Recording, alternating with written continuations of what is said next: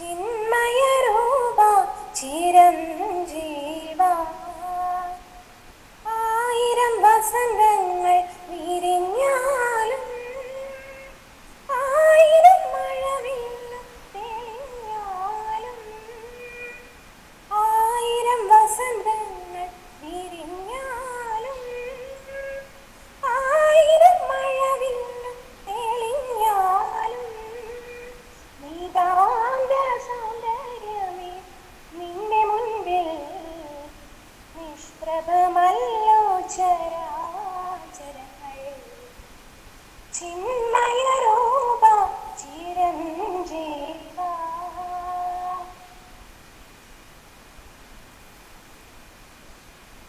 Thank you, Amala. Respected Principal Dr. Francis Caracat, today's resource person Ms. Anita Haridas, Vice Department in charge Sindhu Miss, all faculties and scholars. Today, in the second day of our webinar, we are going to listen about a glance at data science using Python. It's my honor to welcome Ms. Anita Haridas, who is currently working in Chinmaya Arts and Science College as HOD for Computer Science and Computer Application to our webinar.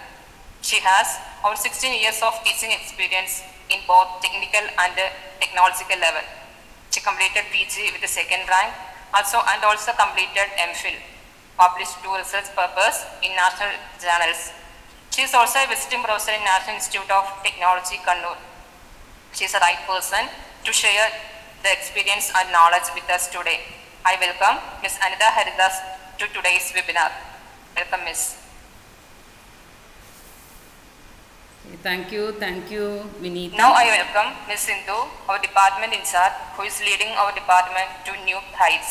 Welcome, Sindhu, Ms. Thank you, Vinita. I welcome all faculties, students and all scholars who is attending the webinar. With your support, only we could complete this webinar successfully. Welcome all. With this, I conclude and invite Ms. Anita Haridas to start today's session. Thank you. Thank you, Vinita.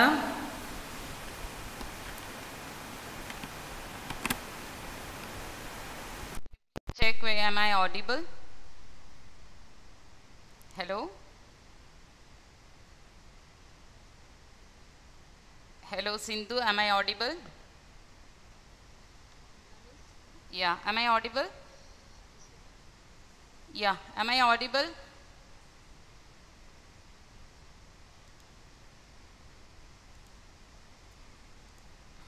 Yeah, Sindhu, am I audible, Sindhu? Okay, I will share my screen.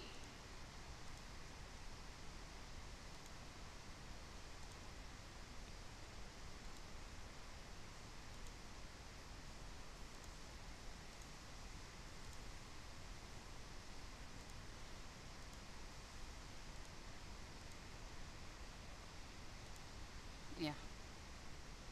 Can any one of you confirm whether it is visible? Screen is visible? Yeah, okay. Yeah. Good morning, one and all joined here. All the fellow faculty members of Don Bosco Arts and Science College and all the aspiring students, those who have joined, I wish you all a very, very happy morning. Let me first thank the organizing team for giving me this opportunity. And it is always a pleasure to share my knowledge with the students.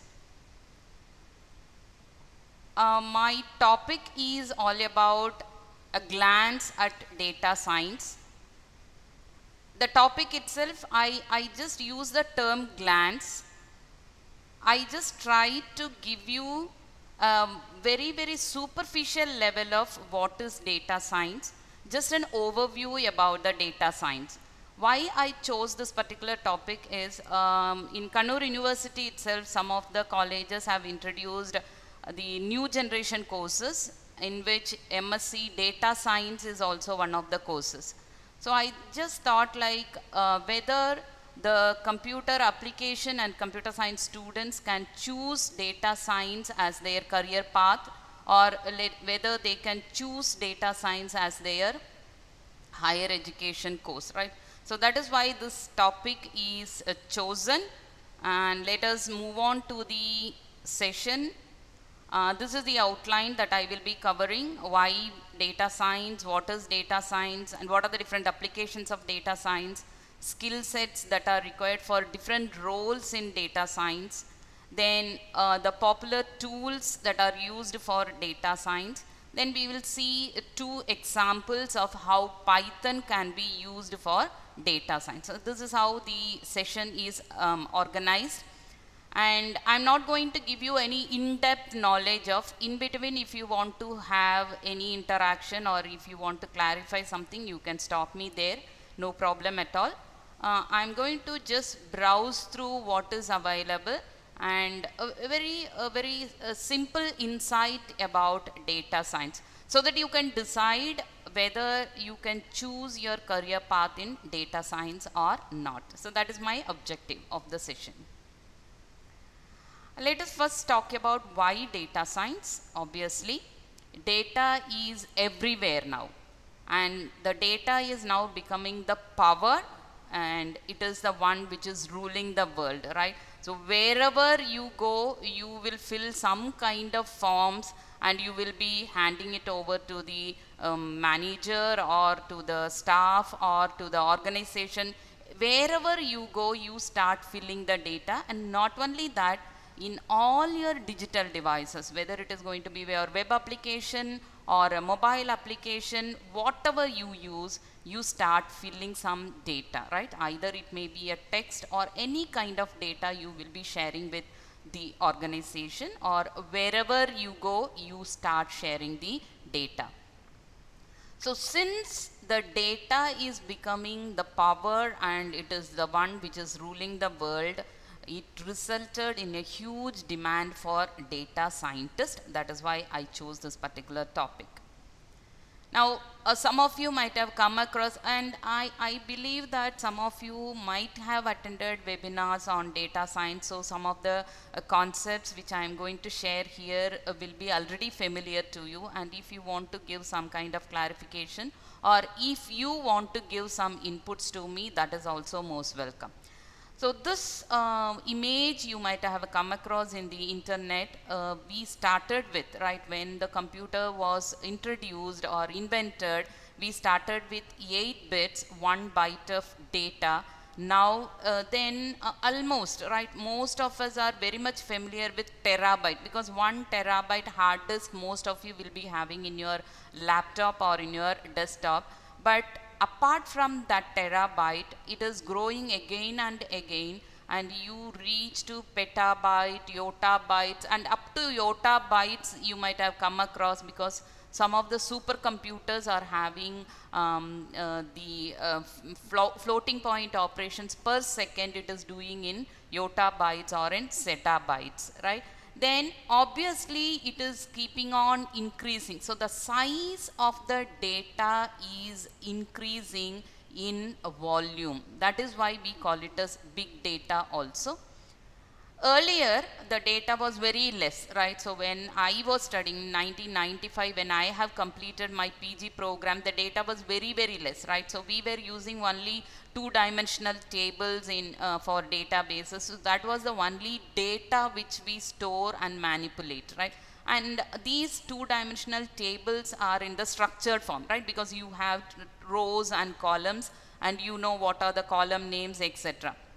So this 2-dimensional data, obviously you can easily store it in Excel sheets, right? Or you can store it in simple database tables, and you can easily manipulate them also.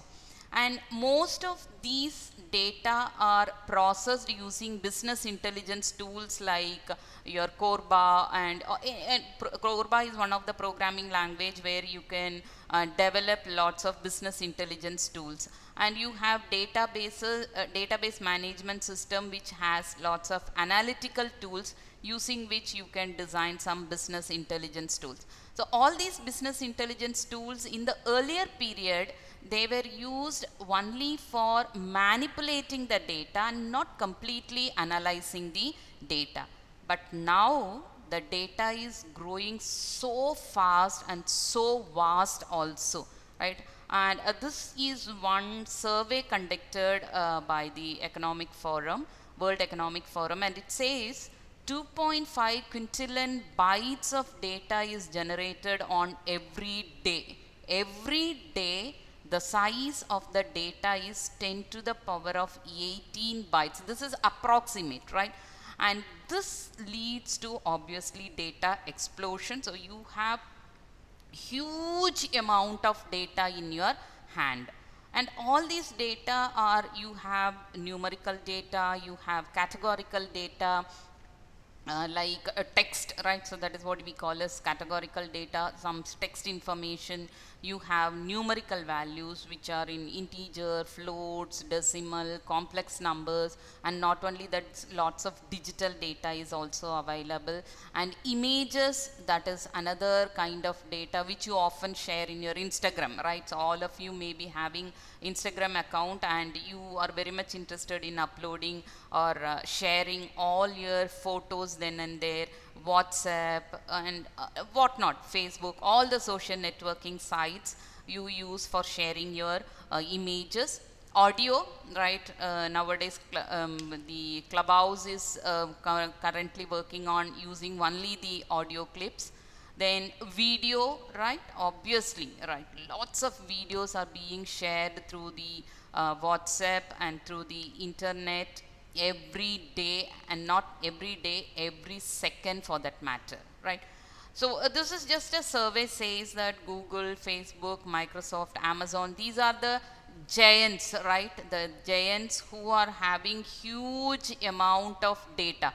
Be aware, Google is having almost all your data, right from what you talk with your friends, what you send as a mail to your friends, and what kind of chatting you are doing, where you are moving, where you are traveling, obviously that is also available with Google.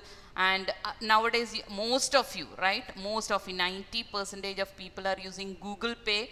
So Google knows like to whom you are paying, how much you are paying, all these information is available with Google. So one day Google is going to become the master and you are going to be the slave of Google, and Google will be directing you, right? So this is how you can travel, this is how you can spend your money, this is how you can search for information that is interesting to you. So all these things will be recommended by Google shortly. So this data explosion, as I told you, it is leading to big data, and you know what is big data? It is nothing but collection of data that is huge in volume and yet growing exponentially with time, right? So every day it is piling up, the data is piling up, and it is a very large in size, very large in size. Not only very large in size, it is also very complex, right? The data is also very complex. You are not going to have only one kind of data. Instead, you are going to have different kinds of data from different sources also. The way the data is stored is different, right? നിങ്ങൾ ഒരു database management table എടുത്തിട്ടുണ്ടെങ്കിൽ you can understand how the data is stored there. If you take a video, how the data is stored there. If you take a audio, the format is completely different. Even in video itself, we have different formats. MP4 and AVI files and then WAV files are there. So these are different formats of the video files itself. So your data is very, very complex. Not one kind of data you have. You have a very variety of data being stored, right? Now, none of the traditional data management tools, right? Or the traditional data management tools which you are very much familiar, let me say MySQL, PGSQL, or sometimes Oracle, these are very much familiar to you. Most of you may be using in your students level, you will be using all these kind of DBMS tools, right? But these DBMS tools can store or process it in an inefficient manner, let me put it this way. This big data cannot be efficiently managed by your PGSQL or your simple MySQL tools, right?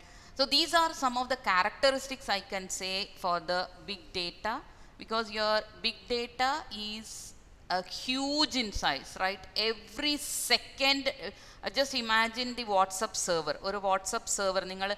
Almost all the 100 students joined here may be having WhatsApp in your phone, and you will be texting. Maybe even when you attend this session, you will be sending WhatsApp messages to your friends. You may be sharing videos, or you may be texting your friends, right? So you imagine the WhatsApp server will be currently having how much volume of data. Just in this 1 second, how much data is being shared. So the volume of big data is growing, obviously. Then variety, right? As I told you, you are not only sharing the text, you share audio, you share MP3 files, you share videos, you share your images, you share your location, you share your document, right? So document may be in PDF format, location is in different format, your audio clipping is in different format, your audio is in a different format, then if you share some songs, that is also in a different format. So variety of data is being collected and stored in big data. And the velocity is also one of the very, very important characteristics of big data, right? So the speed at which the data is generated, every second the data is being shared and the data is being collected in some organization. So these are the characteristics of big data. So this picture may give you an idea like how much data is being shared in a day. In a day, how much data is being shared. So this is a Twitter. Twitter is sending, let me say, Twitter is sharing 500 million data every day. 500 million data. Or your Facebook is creating 4 petabyte of data every second. Or let me put it this way, 350 million photos, approximately 350 million photos are being shared in Facebook account. And 28 petabytes, right? So all of you may be having a Fitband kind of thing, or wearable devices, right? Some kind of iPhone, sorry, not iPhone, the Fitband that you use, and the what do you call, iWatch that you use. These are all some wearable devices. These wearable devices are having 28 petabytes of data being shared in every day, right? So this is the kind of volume of data being shared in all the networking sites, or let me say through different digital devices. Okay, so this is the count which is shown in your previous slide, and actually this is the survey conducted by World Economic Forum, and they gave this particular statistics. So every day they say that by 2025, approximately 463 exabytes of data will be created each day, which is equivalent to this many number of DVDs, right? So if you have this many number of DVDs piled up, that much data will be created each day by 2025. And you might have observed, like in 2019 what is the data being shared, and in 2020-21 what is the data being shared. So the number of mobile phone owners, laptop owners, desktop owners, digital devices have been increased in 2020 and 2021. So obviously the data collection will be more or very, very high. So the base is going to be the data. Data is nothing but some characteristics or some kind of information which will be usually numeric, right? When you do processing, it will be usually numeric, which will be generally in digital form. So all your text, your video, audio, everything will be converted into digital form when you share it over the network. And all this data will be collected by various means, right? So you will be collecting the data, right? If you are a restaurant owner, right? If you are a restaurant owner, what you do when the customer is about to leave, or when they are paying the bill, you will ask them to fill a feedback form. That is their data collection, right? Or you can have some kind of sensors. Say for example, if you have a CCTV camera, it observes who is moving around and it captures the data. That is one kind of data collection, right? Usage data, right? In your Gmail, you may be sharing some information. And very interestingly, I have come across an experience yesterday. Yesterday I was attending a FDP session. By the time the my Google account, my Gmail account is open, right? It is always signed in mode, and I was attending the session using Google Meet, right? By the time what happened, the resource person was talking something about Amazon Web Service, right? And he said the Amazon Web Service has started some courses also, right? So some courses on some kind of machine learning, all those kind of courses have been initiated by Amazon itself. So those who have already subscribed an account in Amazon, they can attend these courses with a minimum cost or some kind of information he shared. And very interestingly, after 1 hour of that session, there is a message dropped in my inbox. It says that these are some of the interesting courses offered by Amazon, right? So this is what I said, data collection by usage data. So my Google Meet has collected this information from the speech given by the resource person, and automatically whoever joined in that particular Google Meet might have got this message dropped in their inbox. This is one way of data collection which is used for the marketing purpose, right? Forums, obviously discussion forums. Focus groups, this is another way of collecting the data. Interviews, conducting interviews, it may be oral or sharing some questionnaires, it depends, right?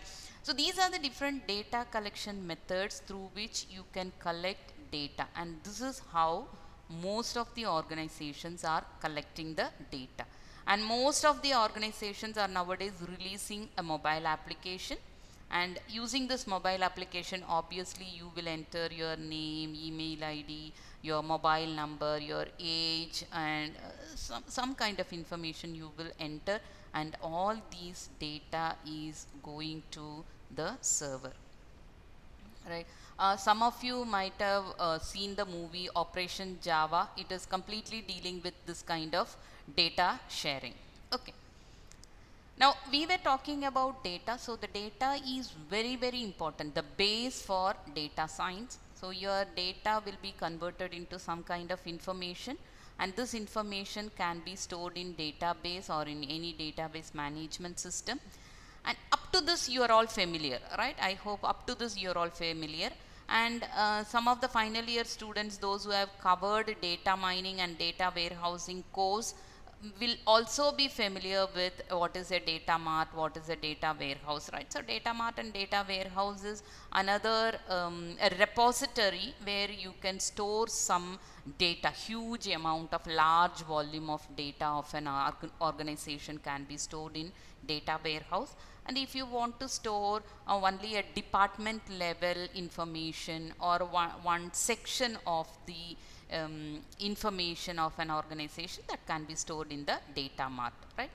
And obviously when you are going to store the data in a different format, right? So here you are going to use two-dimensional data up to this, whereas in data mart and data warehouse we go for the multi-dimensional data. So when you enter into multi-dimensional data, traditional databases are not enough, so you need data mining techniques, you need big data analytics, because data warehouse stores a huge volume of data. Huge volume of data പറഞ്ഞിട്ടുണ്ടെങ്കിൽ I can give you an example. ഇപ്പോൾ Kannur University in the last 20 years of admission records വേണം. Kannur University is having database, let us assume, in the database, if it has stored 20 years of admission records, obviously it becomes a big data, and this data will be stored in a data warehouse, which can be analyzed with big data analytical tools and not with simple database management system.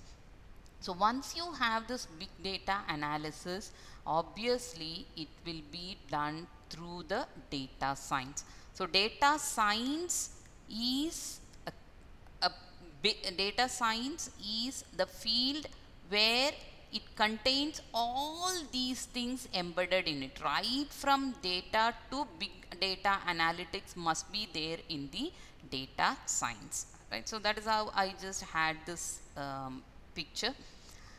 And since we were talking about data, obviously the question is why data important? Data is very, very precious asset of any organization. Now, especially now, in this data science era, data is an asset. Data is an asset, just by selling the data, there is a separate business for selling the data, right? They will just collect the data and they will sell it to whoever is in need of that particular data. Just collecting the data and selling the data, that is their business. So, mobile applications, you will keep on sending some data, right? So, you will submit lots of data. Be aware, all these data is being used by some business people for their own marketing or campaigning purposes, right? So, you should be very, very careful when you submit some form, when you submit some data in the internet world. Okay. So, obviously data is the asset of any organization, and if this data is very efficiently used, if the data is very efficiently used, it will help in enhancing the performance of the business, processes of the business, or different business functions of the organization. And not only that, the data can generate, right? The huge volume of data after analysis can generate more leads to marketing, campaigning, advertisements, improving your business, or widening your business. All these things can be done with the data. So, if I say why data is important, obviously the next question is why is data science important? We had seen data is important now, right? So now why data science is becoming important? Because if you want to analyze the data and make critical decisions, right? So Kannur University is having 20 years of admission records, and it wants to analyze this information, and based on that it is going to give some recommendations for the new applicants. Imagine, right? 20 years of admission records will be studied by the data science or the data analytical tool available in Kannur University, and those who are applying for 2021, they will be recommended. Like, so if these are the characteristics of that particular student, parameters of the student, the university will recommend. So you can choose this particular course, and this course can be chosen in this particular institution so that you can pursue your career in this particular area. That kind of recommendations can be given by data science. So to make critical decisions and use the existing data, and it can simulate several actions. One of the action I told you as an example of Kannur University's recommendation system for the new applicants, right? So it is completely based on the 20 years of data analysis, and to efficiently understand the big data and to derive some insights to make smarter data driven decisions. So whatever decisions you are going to make, whatever information that you are going to create, it is all data driven. So that is why data science is very, very important. So this is another image that shows why data science now, because all the cloud computing environment, Internet of Things, obviously Internet of Things and big data, these are the three areas from where you get a large or huge or a massive amount of data, and apply it to the analytical tool. Then the data product, which will be an information or some kind of knowledge or some kind of data story, will be generated, and just add it with your visualization tool. That is what the data science team will be doing, right? So this is why data science become very, very important. Okay, so now why data science is almost done.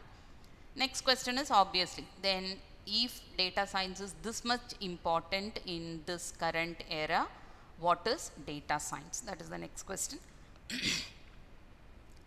So data science, it is also known as data-driven science. It is an interdisciplinary field. This is the point to be noted. Those who want to pursue your career in data science, please understand it is an interdisciplinary field. About it has scientific methods, processes and systems to identify patterns and to extract knowledge or some kind of insights where from large data sets of raw data or structured data or unstructured data. A structured data means your database table, right? So whatever table you are creating in your PGSQL or in your MySQL, these are all good examples of structured data. Unstructured data is the one which you share in your WhatsApp, right? So sometimes you talk to your friend, you record an audio and you will be sharing it, or you text something, right? And when you text it, very interestingly, when you text it, നിങ്ങൾ മലയാളമായിരിക്കും English letter use ചെയ്തിട്ട് type ചെയ്യുന്നുണ്ടാവുക, right? So that is unstructured data, that is completely an unstructured data and no meaning at all, right?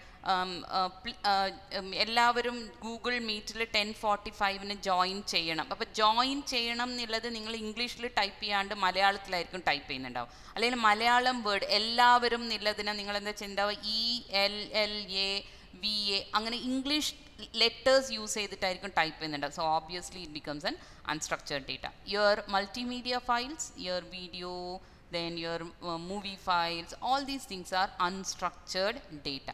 But unstructured data nundaittu polum we can retrieve or we can extract some knowledge using data science.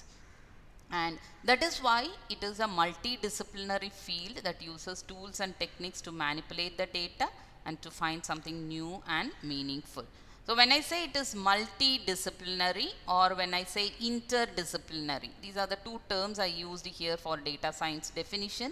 So data science is nothing but interdisciplinary or multidisciplinary. So data science has some from machine learning, computer science, data processing, domain expertise or domain knowledge, statistical research and mathematics, right? So that is why I believe in Kannur University, the statistics department, right? I don't know which college. One of the affiliated colleges of Kannur University is having a statistics department, and the statistics department is offering data science course also, right? So it is offering because data science is 70 to 80% of data science is dealing with statistical research. So obviously it can be called as interdisciplinary field. Okay, so this is another layman definition that I can give for data science. It is all about data gathering, analysis, decision making, finding patterns in data. How do you find patterns in data? Obviously through some kind of data analysis. Hello?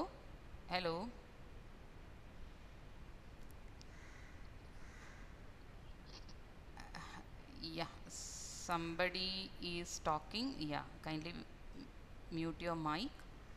Yeah.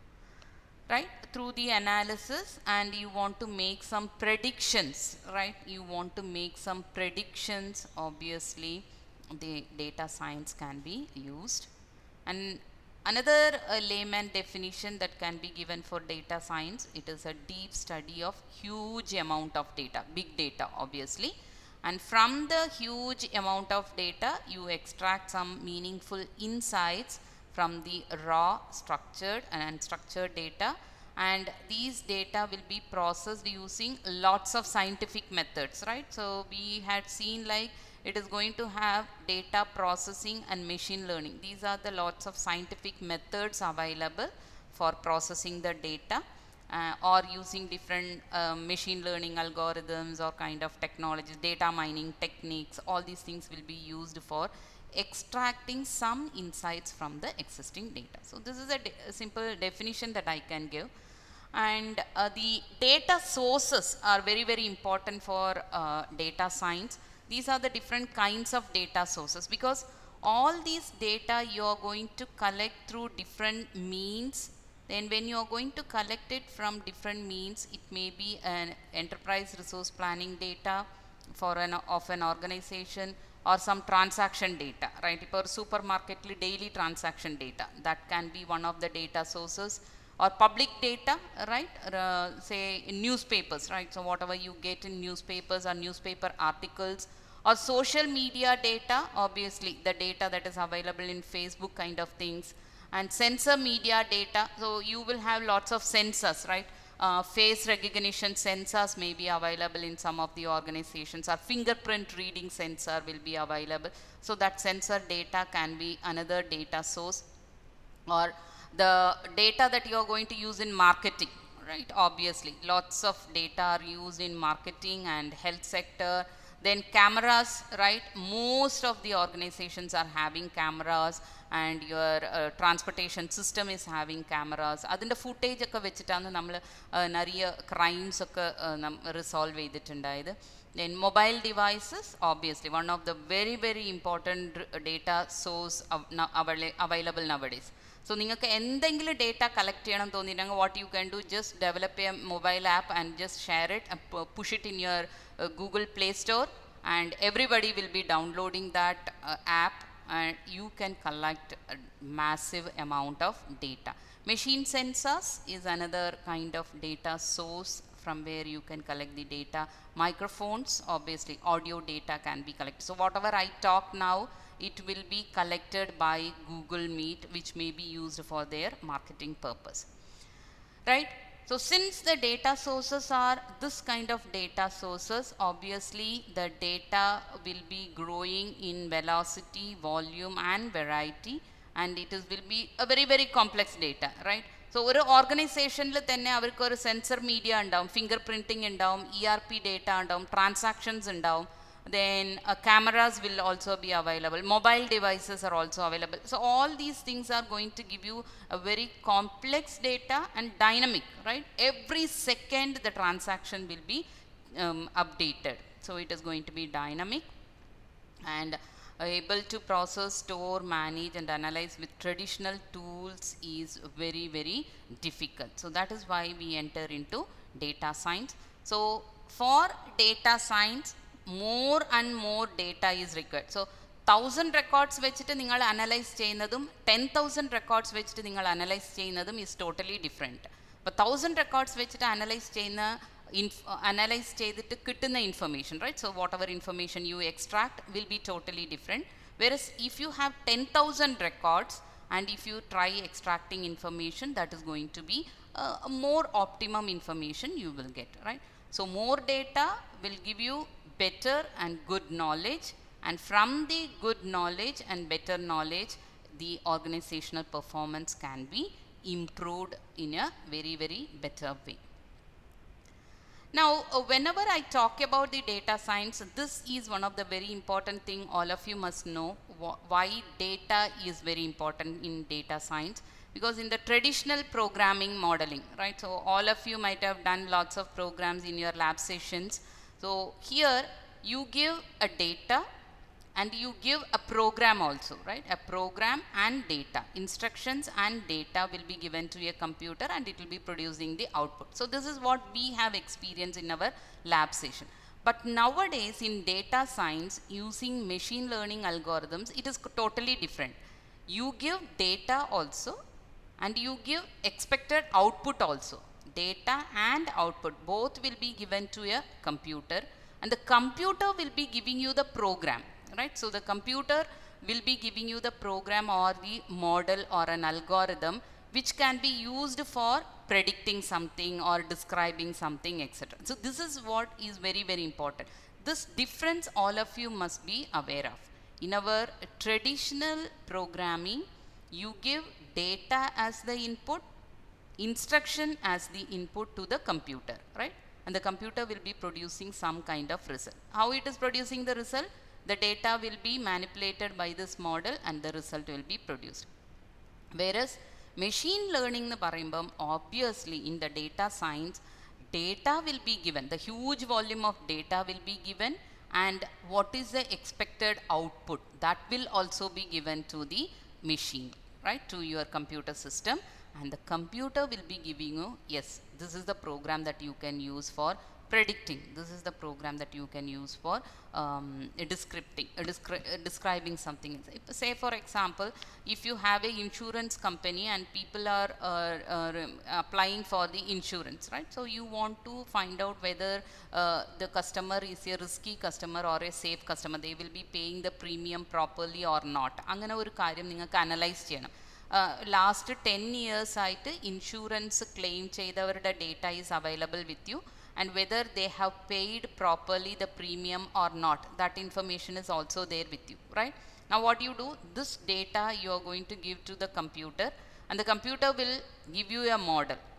The model will be used for predicting whether the new applicant will be paying the premium properly or not, right? So the new applicant will come here and this model will be used, and that will be given to your computer system, and it will say yes, this particular customer will be paying the premium properly, so no need to worry about, you can issue the insurance to them. So that kind of predictions can be done using the data science machine learning algorithms. Okay, so we had seen why data science and what is data science. Now the next question is, what are the different applications of data science? Obviously, data science, in my earlier discussion itself, I had given you some examples. Apart from that, these are some of the other examples you can go through. The various industry domains which are using data science are marketing, healthcare, finance, banking, policy work, sports, e-commerce, etc., etc., right? So because data is everywhere, all the big giants, all the big organizations are using data science. So നിങ്ങൾക്ക് ഇപ്പോൾ ഒരു data science ആണ് നിങ്ങളുടെ higher education അല്ലെങ്കിൽ നിങ്ങളുടെ PG പ്രോഗ്രാമായി choose ചെയ്യുന്നുണ്ടെങ്കിൽ don't worry, data scientists are not only in software industry, they can be accommodated in any organization for that matter. So if an organization is a bigger organization that deals with data, obviously any data science people can get into that particular organization, right? So you need not worry about, computer science students need not worry about like whether we have to go to or whether we should be placed only in the software industry. It is not so now in this era.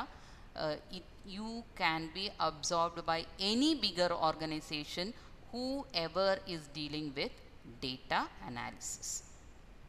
Okay, so these are some of the other applications. I will just read out one or two. When you take e-commerce, right? So e-commerce, if you want to identify the customers, recommending the products, I will show you an example of how it is recommending. In my Amazon, how it is, I have an Amazon account, so how it is recommending me, I will show you now, right? In the healthcare, medical image analysis, that will also be shown now.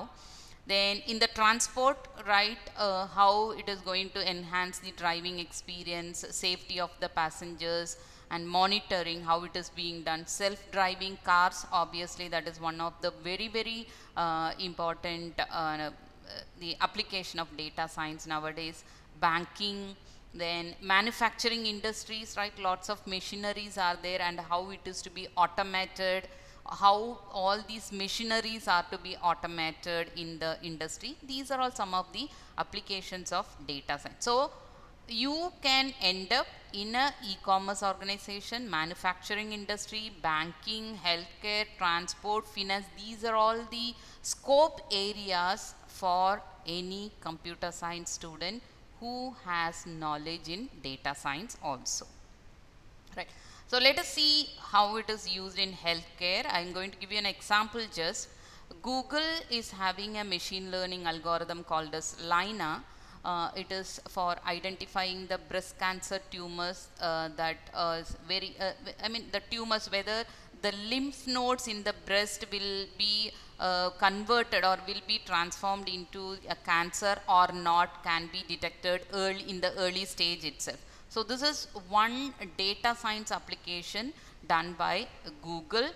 It is lymph node assessment, I think, if I am not, yeah, lymph node assistant. It is called, Lina is called as lymph node assistant. So it will check, it will capture an image of a breast, and it will check whether the lymph nodes will be analyzed, and whether the cells in the lymph nodes will be generated into a tumor or not will be done by this Google machine learning or the data science algorithm. Then road travel is another application. Uber Eats is one of the very good examples of road travel. In Uber Eats and Uber Foods, data scientists, what they are going to do, the team will be analyzing, right? So right from if it is a stormy day, if it is a holiday, if it is a heavy traffic day, if it is a working day, like that, all these days will be analyzed and it will be captured, and it will be finding out how fast the food can be delivered from the restaurant and how fast the food can be delivered in a hot, right? How hot food can be delivered in a faster manner, right? So that is what they are trying to find out. Then of course in sports, obviously this is one of the very, very good example that you can have for data science. This is one kind of sensor they kept on the basket in the basketball game. This is a RSPCT tool, right? So this is a shooting analysis system.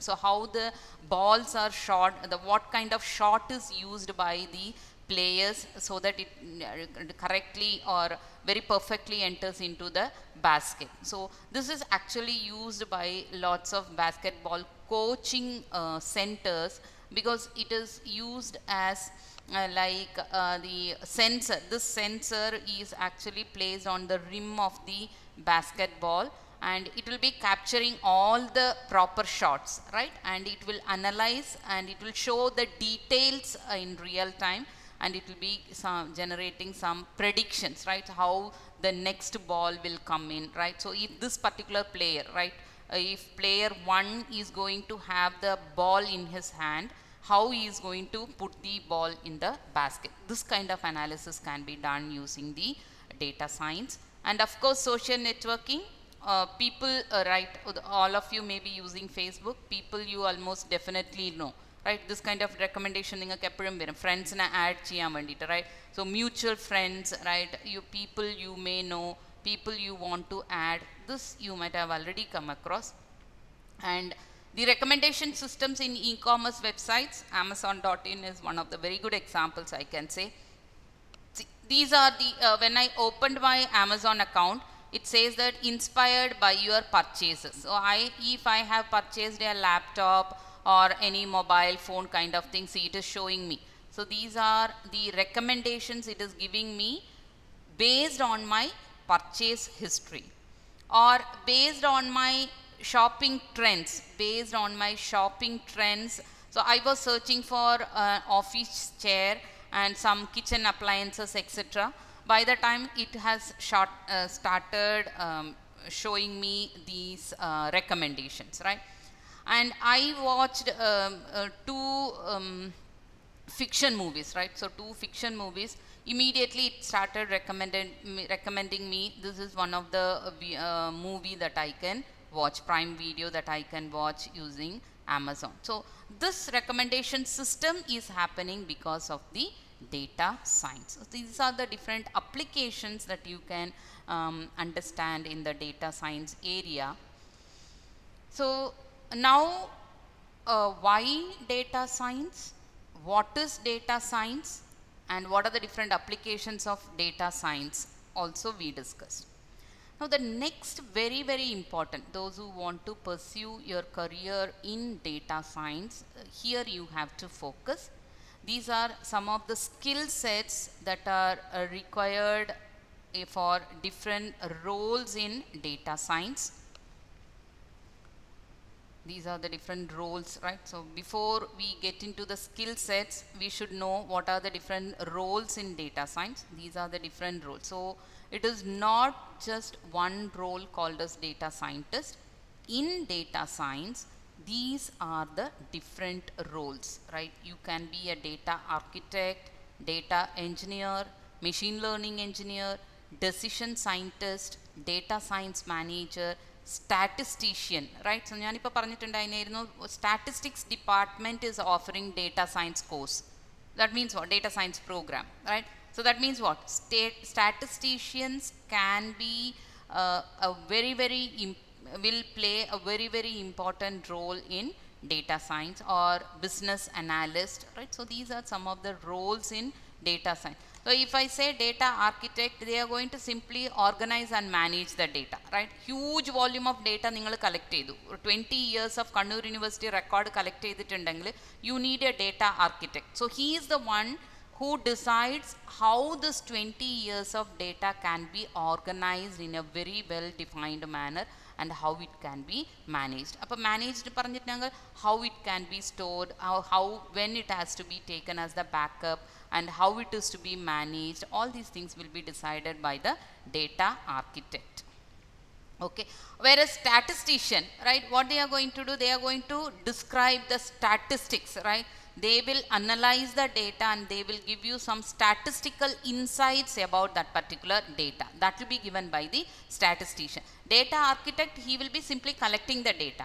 But what the statistician will do, he will analyze the data and he will give you the statistic. Like 20 years, 15 years, this particular program is having lots of admission. And last 5 years oru program na admission theera illa, right? Only few students have been admitted in this particular program, and lots of applications are coming for the commerce program. Those kind of statistics will be given by the statistician. So these are the different roles in data science. You can have a look at this. And not only this, data engineer, data analyst, data journalist, right? Data librarian, these are other roles in data science, right?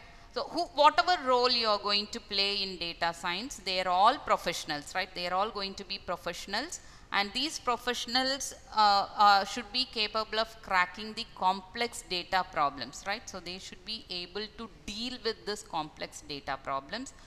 How they can deal with the complex data problem? They should have strong business domain knowledge, mathematical and statistical reasoning and analysis. Machine learning is one of the very important skill set required. Managing and building big data models, right? So what model you can use for organizing your big data. Analytical skills, problem solving skills, very important. Project management skills, because your data science manager will be managing the data science projects. So project management skill is also required. So these are some of the scientific disciplines you must be expertise, or you must acquire the skills of these scientific disciplines if you want to play any role in the data science. Then 1 minute please, let me take this call. Excuse me. Hello Prakash എന്തായിരുന്നു? ഞാൻ സെഷനിലാണ് ഇപ്പോൾ. ഓ ഇല്ല നാളെ ഇല്ല. ഇനി 20 സെക്കൻഡിനേ ഉള്ളൂ. അതെ ഞാനൊരു ക്ലാസ്സിലാണ്. ഞാൻ പിന്നെ വിളിക്കാം. എന്നാൽ ഞാൻ കുറച്ച് കഴിഞ്ഞിട്ട് വിളിക്കാം. ശരി, ഓക്കെ, ശരി. So this is another slide that I can share with you, the different skill sets required in data science. Especially if you want to be a data scientist, all these skills you have to acquire. All these skills, in which statistics 70 to 80% you must be capable of. Machine learning 10 to 15%, because it's very easy. Machine learning is not a very big deal. If you know Python and if you know all the libraries of Python, you can do anything with machine learning. Data mining techniques, 25 to 30% knowledge of data mining techniques should be known to the data scientists. And visualization, because once you analyze the data, you need to present this data, right? ഈ 20 years of Kannur University data നിങ്ങൾ analyse ചെയ്തിട്ടുണ്ടെങ്കിൽ അതിൻ്റെ സ്റ്റാറ്റിസ്റ്റിക്സിനെ present ചെയ്യണ്ടേ. So how do you present it? How it can be visualised by the executives, by the chief executives, by the managers, how you are going to present the data. That is very important for a data scientist. It is not just you analyze the data. After analysis, you need to present the data in a better manner, for which you need lots of visualization tools. So you should have some knowledge about visualization tools also. Okay. So this is another interesting image you may come across in the internet. So data scientist, he is little bit of software engineer, little bit of data engineering, little bit of research work, then little bit of business analysis or data analysis. So all these roles combined together is what you call as the data scientist.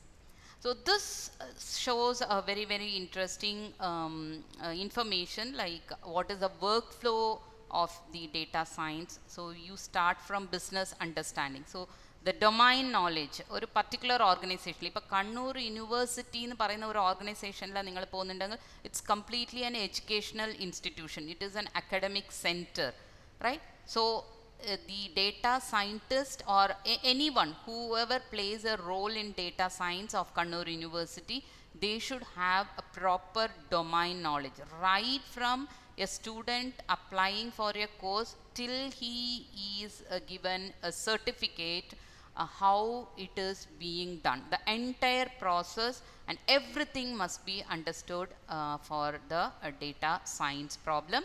And then you need to understand the data, right? The business operations must be understood, all the functions, all the process, whatever is going on in the organization, all that system must be understood. Then for each system you may be using a data, correct?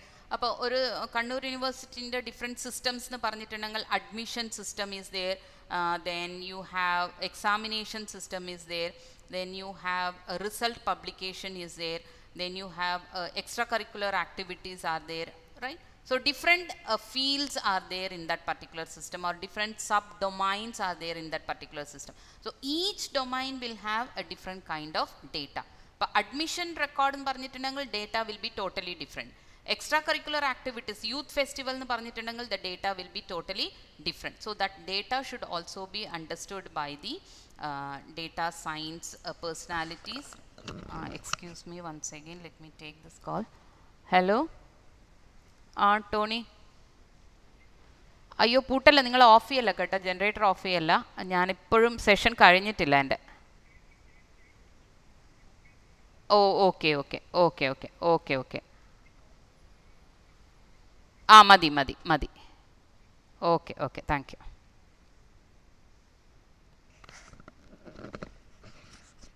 Okay, sorry for the disturbance. Then yeah, after understanding the data, the different formats, understand what you have to do, you import the data, right? You collect that data.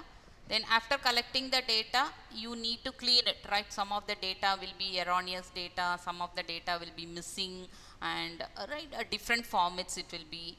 So you need to clean the data, put it in a consistent format, everything, right? Put it in that particular multi-dimensional model. All those things will be done here in data cleaning and manipulation. Then you use any statistical model or machine learning algorithms for designing some models for predicting or descripting. Then you are going to report. So this is the workflow of data science.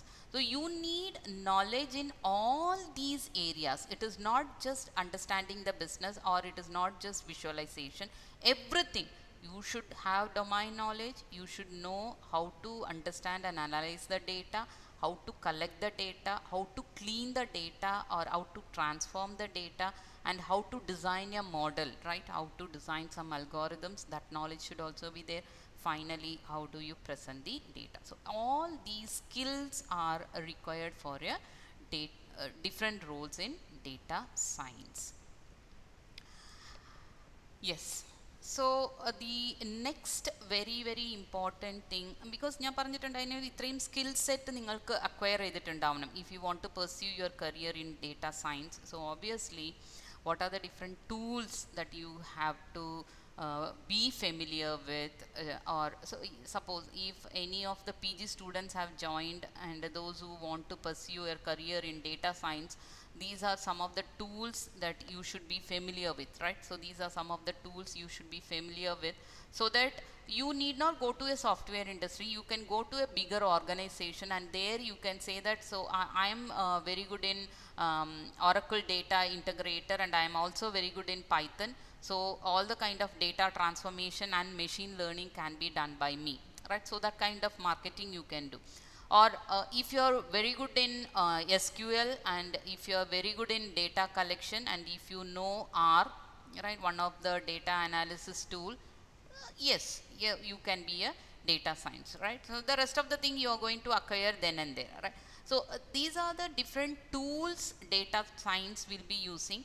If you are familiar with minimum 3 to 5 tools of this collection, right? So 3 to 5 tools ninga obviously you can pursue your career in data science. And I can assure you, nearly in 15-20 years data science is going to rule the world, because now everything is data, and every organization is working on this data science. So they are developing different algorithms, different tools, and a different environment for working with data science. So there is a separate a department itself is available as a data science department, right? So earlier we were having only a computing services department in an organization, but now apart from the computing services, data science team is also working on to improve the business performance. So these are the tools that you should be familiar with.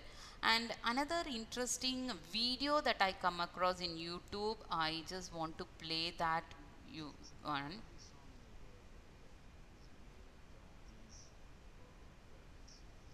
Yeah, let me now share my entire screen so that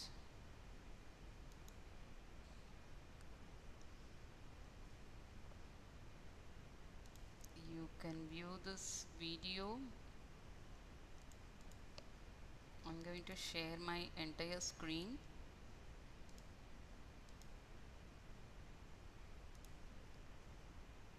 I hope the screen is visible now.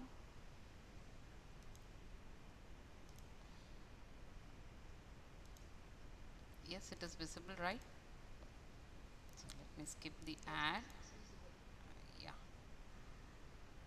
So please observe right from 2000 onwards how the data science tools are varying, right? So lots and lots of tools are being introduced. So this is one of the interesting video I come across.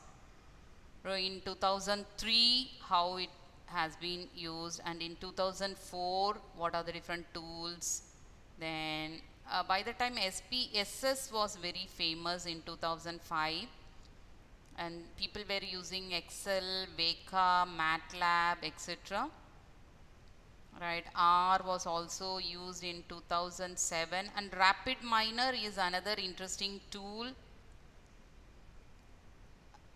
which is used for data mining techniques. All the data mining techniques you can get in RapidMiner. R is a statistical analytical tool. So all sort of statistics you can have. MATLAB, because MATLAB is a proprietary one, R is a free one, free software, free open source software. Python, yes, so Python is gaining the demand or popularity in 2014. Python, RapidMiner. So Python has become very, very popular nowadays in data science.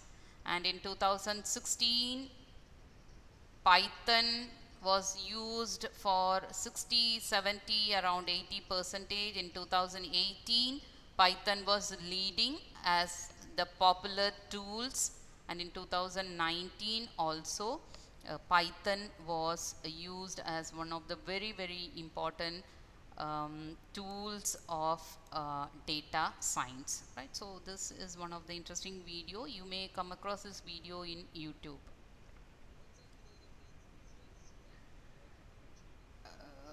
Okay, so let me close this.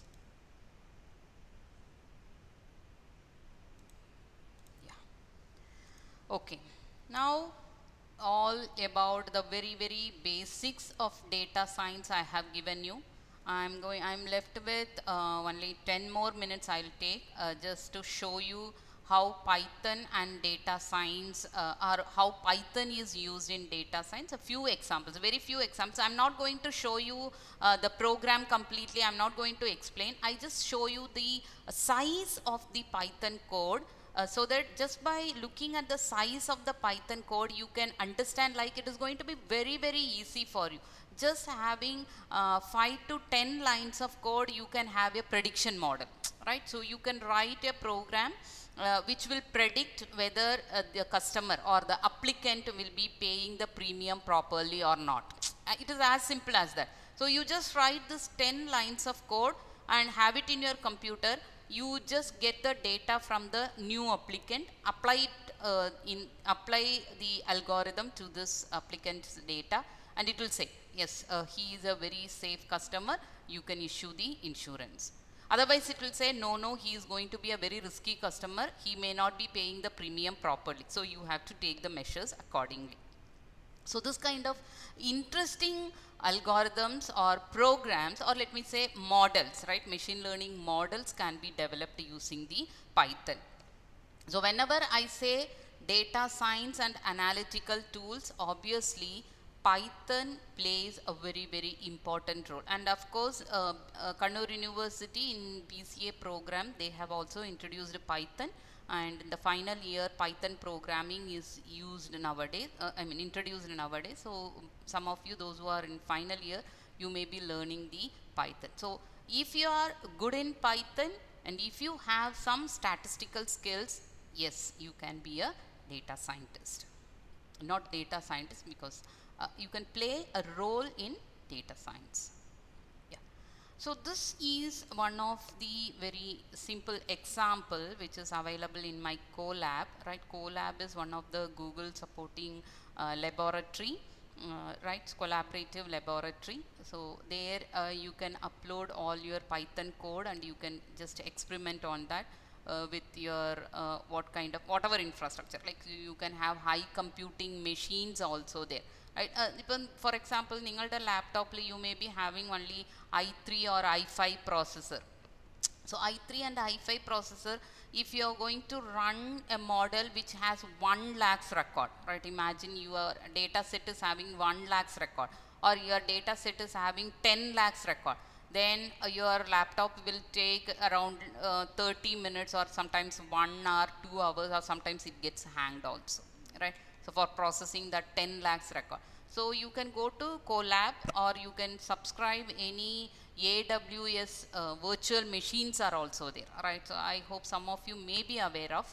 AWS gives you some virtual machines. You can subscribe AWS. It is a cloud environment where if you want to have high computing machines, if you want to have high computing machines, what you can do, you just subscribe in your Amazon web service, AWS.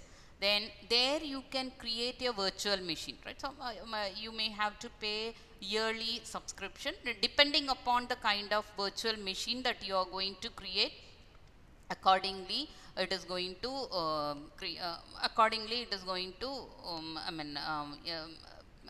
specify, right?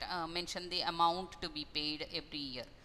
So what you can do, I have a AWS account. I just log into AWS account, and what I do, I create a virtual machine. So when I create a virtual machine, I can say, I want a processor, I want a server with multiple processors. Rendu i5 processor machine enakku venam, I can describe. Then I can say the RAM capacity must be 16 GB RAM capacity should be there in my virtual machine. And I want to have Windows operating system in the virtual machine. So like that I can specify what environment I want for my computer system. Accordingly, the virtual machine will be created. Okay. Right. So this is the point you have to note. So it is not that you need to have high-end servers nowadays.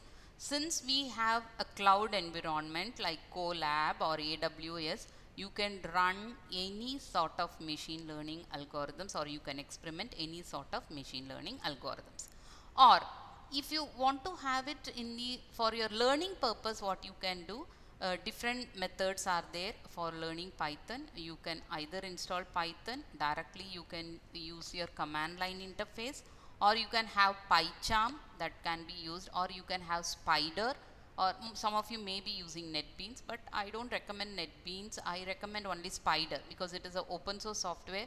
You can install all the modules in the Python modules can be installed, and you can run the program using Spider 3, right? So from my experience, I can say Anaconda and Spider 3 are a good integrated development environment. I call it as IDE. IDE is for running the Python program. Okay. Yes.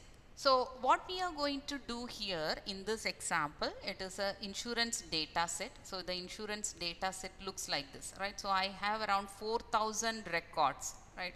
So this is the data set. If you want, I'll show you. This is the data set I have in the Excel sheet.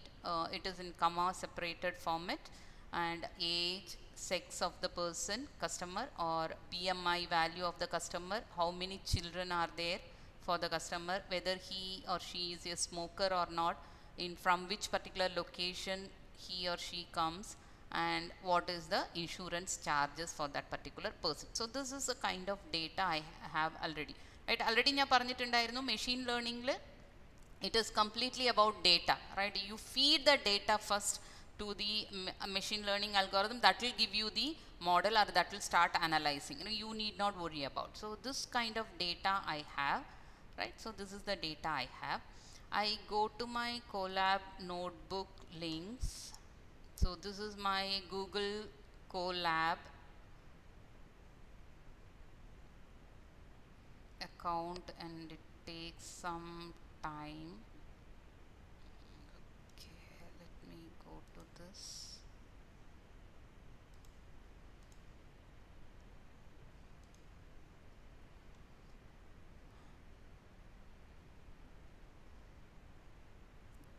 Yes, so it is loading my program. So this is the program, insurance claim program, which is written in Python.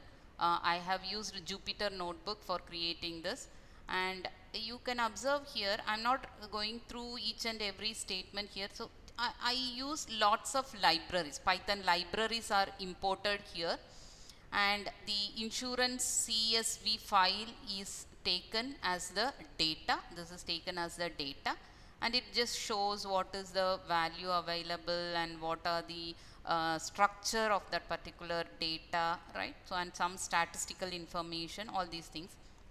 And now what I'm going to show, how it is being used in the data analysis. I'm writing Python. Data analysis is one of the area of data science. So in data analysis, so it shows that I'm using some kind of analysis here, and it shows that the more the age of the customer, then the more will be the insurance charges. So it is showing you a graph. I'm just using, you can observe here, I'm just using only this 3 lines of code for plotting the data, and immediately it gives you this graph, right? So it is also giving you a visualization or presentation also. Or I use these 3 lines, and it is showing me the ratio between males and females insurance charges, right? So female insurance charges are up to this, and male insurance charges are up to this. So you can say that the result of this analysis will be males have slightly greater insurance charges than females in general. So this kind of analysis you can do. Or number of children of a person has a very interesting dependency on insurance cost. You can observe here. So the graph shows that if the number of children are high, then the insurance charges are also very high, right? Whereas when you have more than 3 children, the insurance claim is becoming lesser, right? Lesser charges. So this kind of interesting scenario can be understood by using your Python program. right? Then region wise, and this graph, it is the smokers have more insurance charges than non-smokers. This is another interesting analysis that you can get from the data. See, if he or she is a smoker, insurance charges are very high, but for non-smokers, insurance charges is very, very low. So this kind of data analysis can be done with your Python program. So all these are Python codes, and as I told you, for doing all these things you need only 4 different libraries, Python libraries. Just import these 4 Python libraries, you will get it done, right? So this is one example that I can show you. Insurance claim data set being analyzed, which is the part of data analysis. Okay. Then another one, this you might have come across in your W3 schools, like let me, this is going to predict the calorie burnage using the heartbeats, number of heartbeats, average number of pulses, right? So this is another program, so that shows that if the pulse rate is very, very high and the calorie burnage will be shown here, right? At the same time, some people are not having calorie burnage is very, very high in some of them, but this is going to show you the medium calorie burnage, right? So this is another example that shows what is the relationship between the heartbeat and the calorie burnage, right? So this kind of analysis can also be done.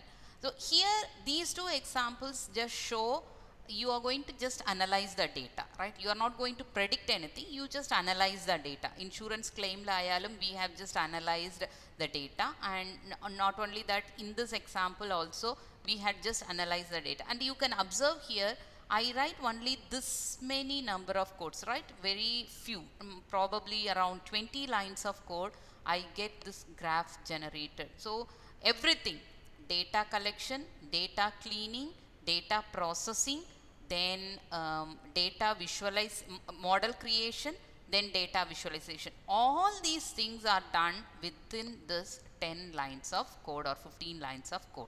I presented the data also, visualization, you have presented the output also. So the Python is as simple as that. The only thing is, what are the different packages available should be known to the data science scientist or any role in data science. All the professionals of data science, they should know what are the different libraries available in Python and what are the different methods of these libraries which can be used for your workflow, right? Another very interesting code that we have developed in our training program is a machine learning model. It was trained to predict whether a customer purchases the Duke bike or not. So obviously you go to the showroom, ഒരു കാറിൻ്റെ showroom അല്ലെങ്കിൽ ബൈക്കിൻ്റെ ഷോറൂമിൽ പോയ പാടന്നെ immediately people will ask you to fill in your data, right? So they will. And not only that, nowadays there are lots of registration site ഉണ്ട്. ഇപ്പോൾ Hyundai car നിങ്ങൾക്ക് വേണം അങ്ങനെ പറഞ്ഞെങ്കിൽ you go to that website and you will register there. So what happens, you give all your data there and you will register, and test drive വേണോ അങ്ങനത്തെ എല്ലാം കുറേ ക്വസ്റ്റ്യൻസ് ചോദിക്കും. അപ്പോൾ ടെസ്റ്റ് ഡ്രൈവ് വേണം അങ്ങനെയുള്ള ഓപ്ഷൻസ് എല്ലാം കൊടുത്തിട്ട് you just press the register button. So what happens, the data reaches there, and that data will be used for predicting whether the customer will buy the car or not, whether he will go for purchase or not will be decided by the data science people, right? So this is one kind of program. I have a sample data bike.csv, right? So this is the sample data I have. In the sample data, I have around 400 records, only 400. This is just for the experimental purpose, learning purpose nu vendi use cheyda oru program aanu. Okay, it is not a big deal. It is having 4 attributes, right? The 3 attributes are gender, age, salary. Ee 3 attribute vechittana nammal decide cheynathu whether the customer will purchase the Duke bike or not. So if he purchases, it is 1. If not, it is 0. So 0 means he has not purchased. So ingane oru customer vannittundayirunnu earlier, he was a male and 19 years of old, 19,000 salary, right? So these are the data collected. അയാൾ വന്ന് visit ചെയ്ത സമയത്ത് collect ചെയ്തതാണ്. അയാൾ വന്ന് നോക്കിയിട്ട് പോയി, but he did not purchase the bike. Then a female, yes, another female has come to the showroom, 26 years of age and 43,000 is her salary, and she also did not purchase it, right? Whereas a female who is 27 years of old and her salary is 84,000, she purchased the Duke bike. Okay, so the data says that if these are the attributes of a customer, you can say whether he purchases or not. So that is what we are going to do. What we are going to do, this data will be given to my machine learning algorithm. It will create a model saying whether the customer will purchase or not. Or പുതിയ customer വരുമ്പോൾ അവർ purchase ചെയ്യോ ഇല്ലയോ എന്നുള്ള ഒരു predict ചെയ്യാൻ വേണ്ടിയിട്ട് what we are going to do, we are going to write a model, design a model. So I take this. This is a sample Python code to predict, right? So this is the code which I developed when we were attending some of the machine learning sessions in the faculty development program. So this is a very simple Python code. So imagine 1, 2, 3, 4, 5, 6, 7, 8, 9, 10, 11. Just by having 11 lines of Python code, this program will predict if I give a new customer, right? New age, new salary and new gender category, right? Female or male പറഞ്ഞു, അവരുടെ age എത്രയാന്ന് പറഞ്ഞു, അവരുടെ salary ഞാൻ എത്രയാണെന്ന് കൊടുത്തിട്ടുണ്ടെങ്കിൽ what it will do, this code will predict whether this customer will buy or not. So if the possibility is he will purchase the bike, അങ്ങനെയാണ് പറഞ്ഞിട്ടുണ്ടെങ്കിൽ what the organization will, showroom എന്താ ചെയ്യുക, immediately they will send the sales people to his home or immediately they will contact that particular person എന്നിട്ട് they will collect other details, എങ്ങനെയാണ് നിങ്ങളുടെ payment mode, എങ്ങനെയാണ് നിങ്ങൾക്ക് purchase ചെയ്യണോ, right? When you are going to purchase, when you are going to, when you are, have you planned purchasing it, possible day or possible month of purchasing the bike, angantha korchu kind of information will be collected. So this is a purely a simple Python code which will predict about the purchase of a customer, purchasing capability of a customer, just predicting.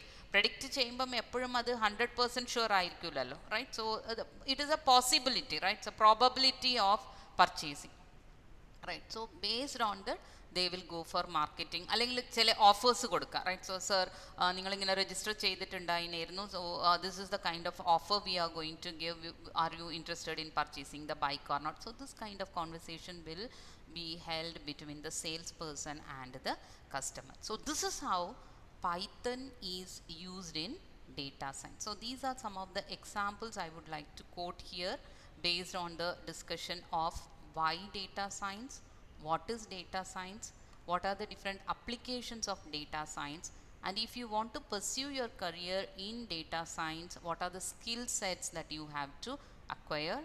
Then we had also seen some of the popular tools. അപ്പോൾ ഈ popular toolsൽ നിങ്ങൾക്ക് ആ skill setsനെ develop ചെയ്തിട്ടുണ്ടെങ്കിൽ it is going to be great for you.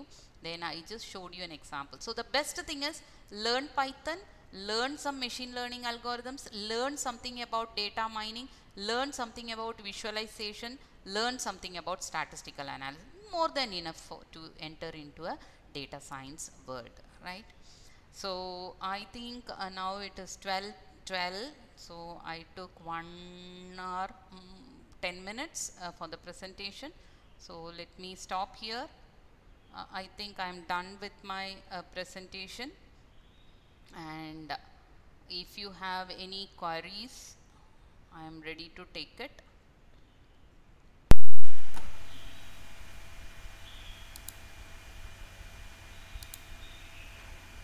I will stop my Participants, if you have any doubt about the topic, please ask. Also fill the feedback form posted in the chat box to receive certificate for today's session.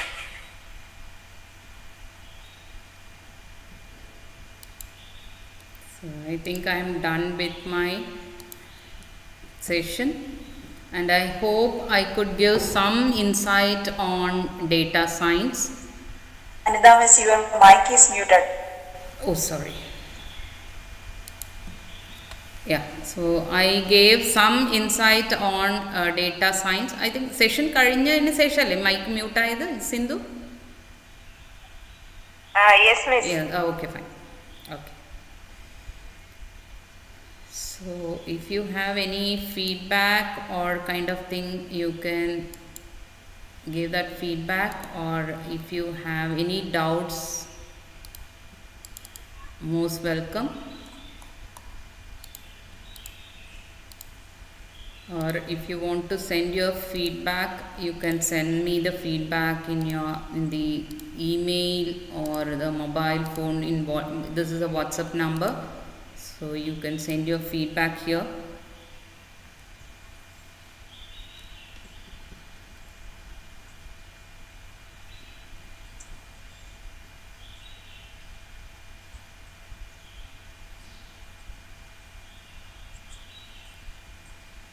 Or you can post your queries in the chat box also.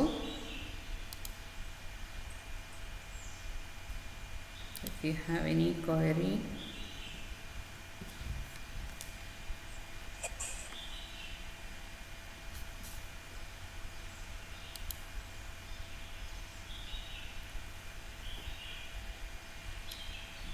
ആർക്കും doubts ഒന്നും ഇല്ലാന്ന് തോന്നുന്നു. അപ്പം നമുക്ക് wind up ചെയ്യാല്ലേ? Okay. Now I welcome Ms. Fincy Syriac to vote of thanks.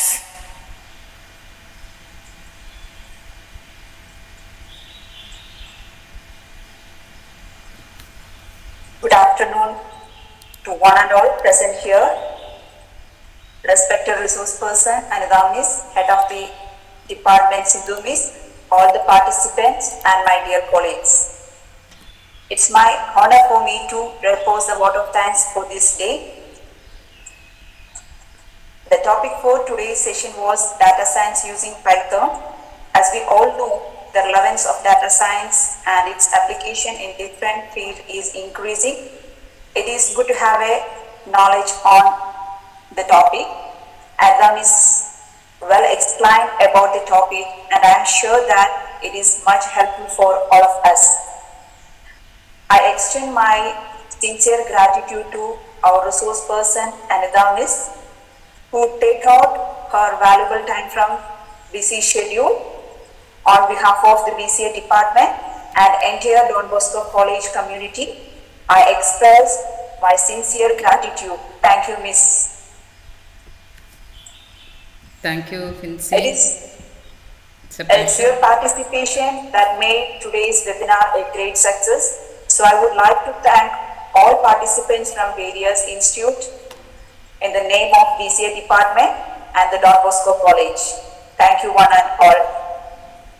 The organizing team really made a wonderful effort for the success of the webinar. So I thank all members in the team, including our HOD Sindhu Miss, all faculty, students.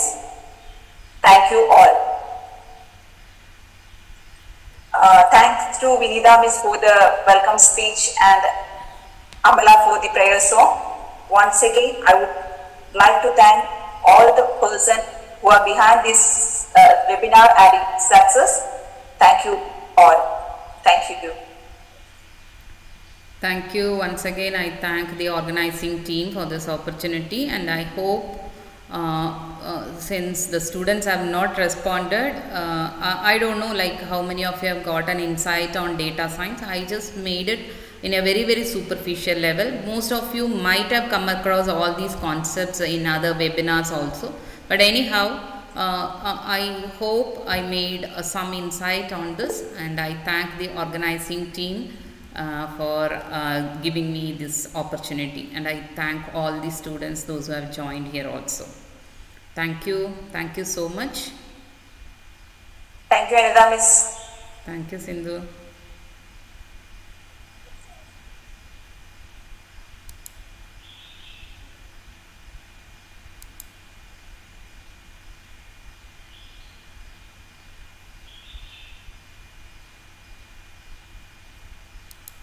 All thanks coming in.